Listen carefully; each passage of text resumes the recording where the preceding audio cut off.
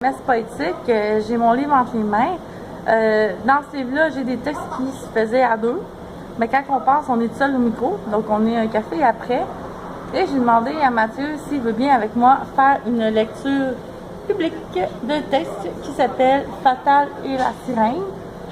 C'est juste qu'on ne vous regardera pas nécessairement parce que c'est une lecture publique, mais on veut quand même que vous nous voyiez. Et nous entendiez. Et nous entendiez surtout. Donc, Fatal et la sirène, ça s'alterne. D'accord.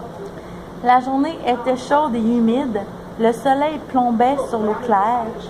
J'ai adoré me baigner dans ces eaux si torrides.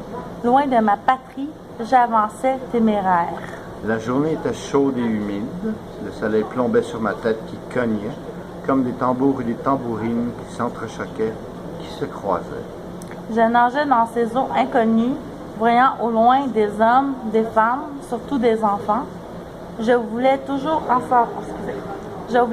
savoir plus, ni vu ni connu.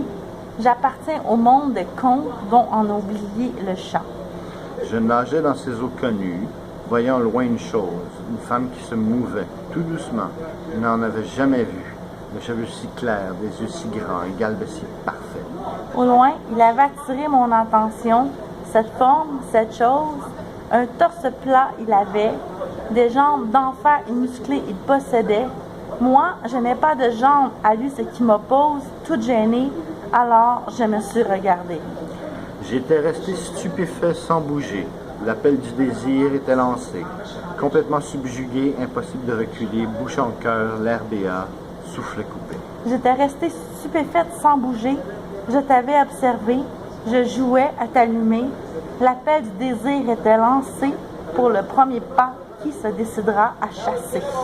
Sous le jet d'eau comme l'or elle scintillait, mon regard ne pouvait détacher de cette apparition. Des yeux doux et fainéants à la fois, des yeux qui me voulaient. Mon cœur explose de papillons. Ça y est, je suis pris dans ce filet. Il me fixait. Peut-être avait-il remarqué la finition. Je n'étais pas comme lui. Je n'avais pas de pieds. Il me regardait drôlement. Je me sentais idiote avec ma queue de poisson. La tête baissée, sur le côté vers lui, je me suis mise à rouler. Je la fixais et j'avais bien remarqué la finition. Sous le soleil aveuglant, j'aurais cru voir une demoiselle en détresse, à la queue bleuâtre de poisson. Mes yeux me jouaient des tours, tout était alors devenu noir. Mon cœur battait si fort. J'étais si près, j'en suis sûre. Me rejetterait-il pour une si petite différence? Viens m'enlacer sur le miroir de l'eau, viens, je t'en conjure. Viens sous le miroir au maléfice, viens vers le domaine de l'oubliance. Mon cœur battait si fort, c'était un mirage, j'en étais convaincu. L'eau scintillait de mille étoiles et feux. Tous les grands et enfants avaient disparu. Seuls restaient les jets qui me tiraient inexplicablement à eux. Vers toi, tout doucement, je m'étais avancée. Viens, viens plus près et perds-toi dans mes grands yeux. Aime-moi, Apollon, et je t'emmènerai dans un autre lieu. À la pêche aux hommes, mais j'étais partie et avec moi, je t'emmènerai. Viens, viens plus près de ma chair fraîche et tendre. Il y a un membre tout doux qui se réveille. Je la vis alors dans toute sa splendeur, m'échecoler au temple comme un serpent venimeux, le bout de ses seins au soleil. J'avais rampé vers toi. Tout autour de moi était devenu magie. Je t'attraperai. Sauve-toi. Fais-moi une bonne chasse. Jamais il ne faut te laisser prendre dans mon lit. Tu auras voulu me suivre jusqu'au lac, au maléfice, pour y voir ma race. Tu avais rampé vers moi, émerveille. Tu me promettais en riant. Je sais, il était trop tard. Dans tes filets d'or et d'argent, je suis pris. Et mon âme, tu auras en faisant tourner tes bracelets scintillants. Je me battrai pour ne pas expier dans tes yeux pris de folie. Tu avais oublié mes charmes, que docilement je pointe vers toi. Tu étais assez près. Je brûlais de désir et d'envie. Enlace-moi, brûle-moi, brûle-toi, aime-moi. Vers les fonds marins, je t'enchaînerai à ma vie. Mes yeux se sont fermés tout doucement dans une ultime étreinte. Une dernière image, tes magnifiques nuits de rêve dans ma bouche, ta main dans mes cheveux, glissant comme une dernière feinte, un baiser ultime.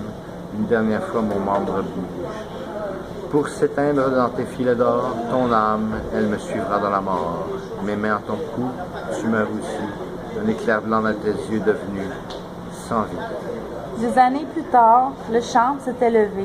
Avec la mort de la sirène, il ne restait rien du lac au Maléfice. Deux squelettes enlacés, figés pour l'éternité, disparus à jamais, le lac au Maléfice. C'était la sirène. Mais c'est pas fini. C'est pas fini, non, il faut C'est parler pas fini. parler du sujet brûlant. Ouais, un sujet brûlant. C'est lequel? J'y arrive. Ça va passer. C'était qu'une peine d'amour. Les médecins ils ont dit ça va passer. C'était qu'une peine d'amour, elle va oublier. OK.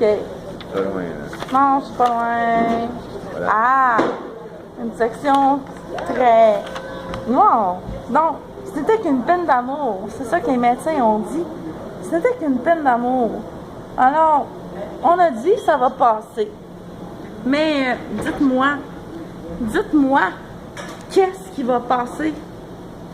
Vous me laissez aller, vous m'aidez pas, vous m'encadrez pas, puis finalement, aussi bien me tuer, aussi bien m'achever de ce pas que me laisser ma liberté, me lâcher et de me faire revivre ce calvaire à perpétuité.